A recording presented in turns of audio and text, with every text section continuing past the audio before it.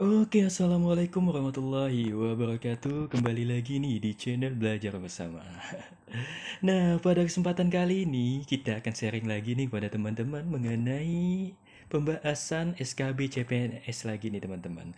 Untuk itu, bagi teman-teman yang belum subscribe, silahkan subscribe terlebih dahulu agar channel ini bisa berkembang lebih baik lagi, agar channel ini bisa sharing lebih banyak lagi dan bermanfaat lagi.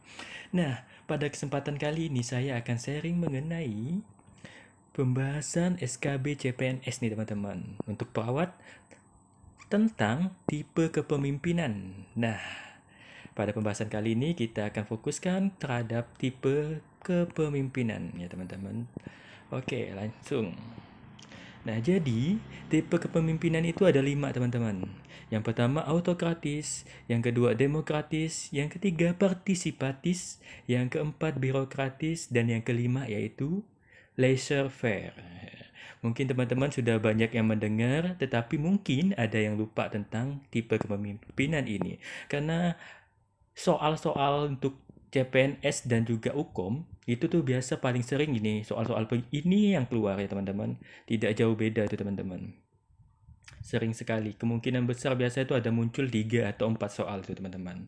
Oke, langsung aja ke pembahasannya. Yang pertama nih teman-teman, yaitu autokratis. Apa sih autokratis itu? Autokratis adalah suatu kepemimpinan di mana dalam pengambilan keputusan berada di tangan pemimpin saja, tidak melibatkan bawahan.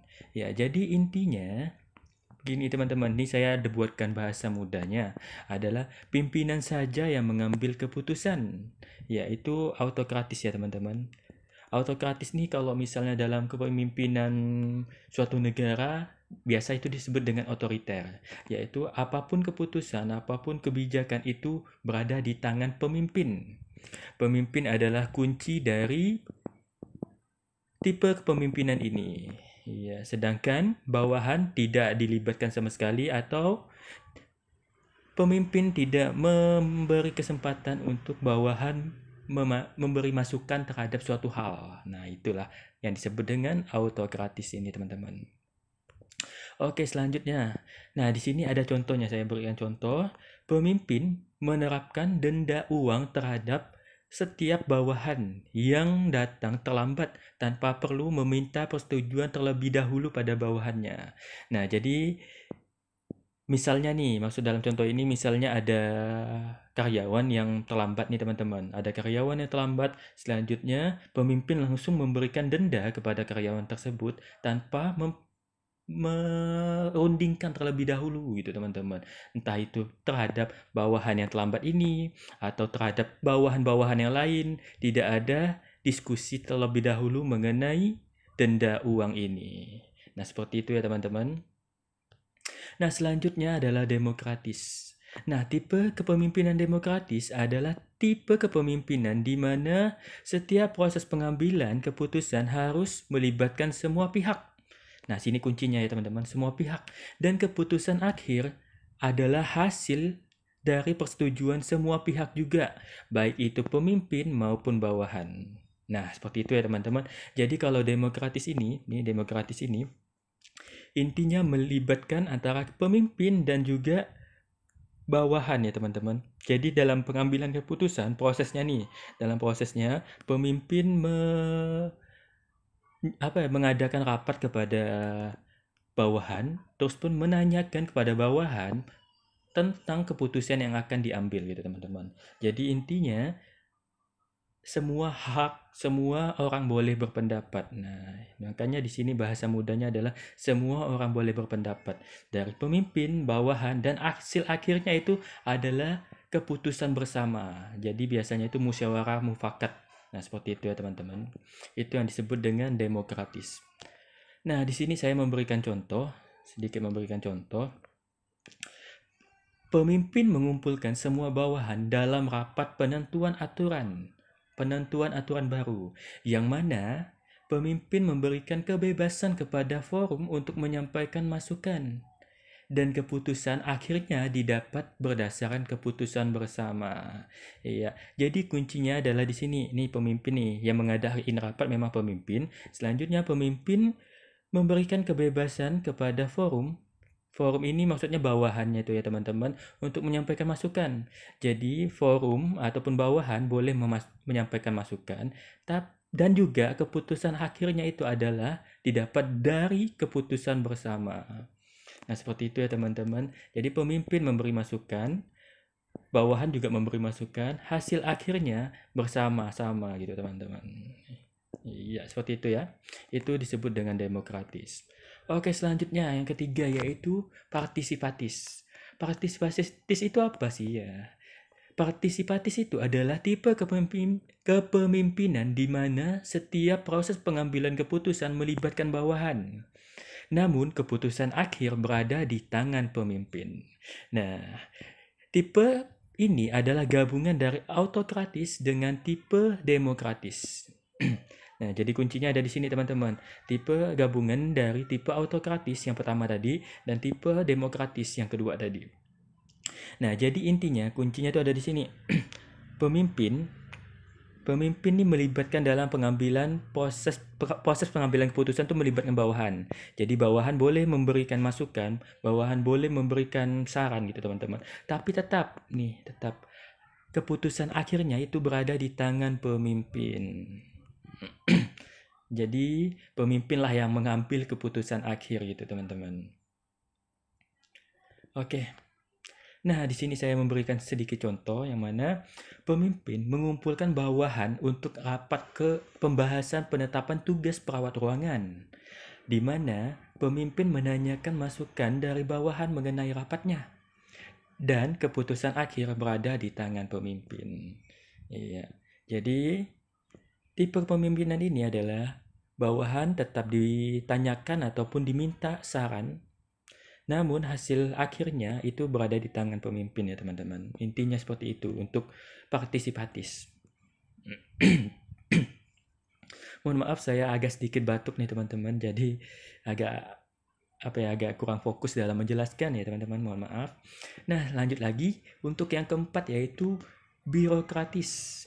Nah, birokratis adalah tipe kepemimpinan di mana pemimpin dalam proses pengambilan keputusan harus sesuai dengan aturan yang berlaku atau taat akan aturan nih teman-teman. Walaupun keputusan itu tidak sesuai dengan pemimpin dan bawahannya. Bahasa mudahnya pemimpin yang taat aturan. Dari katanya birokratis. Birokratis itu birokrat, yaitu aturan ya teman-teman. Jadi di sini intinya adalah pemimpin dan bawahan harus mematuhi yang namanya aturan ya teman-teman, yaitu aturan yang dibuat biasanya itu oleh pimpinan yang lebih atas ataupun pimpinan yang lebih tinggi di suatu perusahaan itu teman-teman. Nah, jadi pemimpin misalnya nih, pemimpin dalam ruangan harus mengikuti aturan dari birokrat yang ada ya, birokrasi yang ada. Seperti itu. Itu yang namanya tipe kepemimpinan birokratis ya, teman-teman. Nah, untuk contohnya nih, contohnya pemimpin mengumpulkan semua bawahan untuk rapat bahwa akan dilakukan rolling ruangan pada setiap perawat di ruangan. Hal ini tidak disukai oleh pemimpin dan bawahan. Nah, di sini ceritanya ini akan dilakukan rolling perawat ruangan, yang mana pemimpin ini biasanya itu sudah merasa serak dengan tim ruangan ataupun bawahannya sehingga mereka tidak mau dipindahkan. Nah, namun mau tidak mau, pemimpin dan bawahan harus mentaati aturan yang sudah dibuat, aturan yang sudah berlaku. Nah, inilah yang disebut dengan tipe pemimpinan birokratis ya teman-teman. Iya, seperti itu. Jadi intinya adalah aturan, taat aturan. Oke, yang terakhir adalah laissez-faire. Mungkin teman-teman sudah tidak asing dengan tipe ini, dengan kata-kata ini, soalnya ini adalah tipe yang mudah diingat sekali teman-teman. Yang mana laissez-faire adalah tipe kepemimpinan di mana pemimpin membebaskan bawahan dalam pengambilan keputusan, bahkan cenderung bawahan yang mengambil keputusan. Jadi intinya teman-teman di sini adalah laissez-faire itu adalah tipe kepemimpinan yang mana pemimpin tuh lebih apatis itu teman-teman, lebih tidak peduli dengan yang dipimpinnya, sehingga cenderung bawahan yang mengambil keputusan dalam suatu hal. Ini disebut laissez-faire. Atau bahasa mudahnya adalah bebas. Jadi, terkadang pemimpin memberikan kebebasan untuk bawahannya dalam memilih, dalam memutuskan sesuatu gitu teman-teman.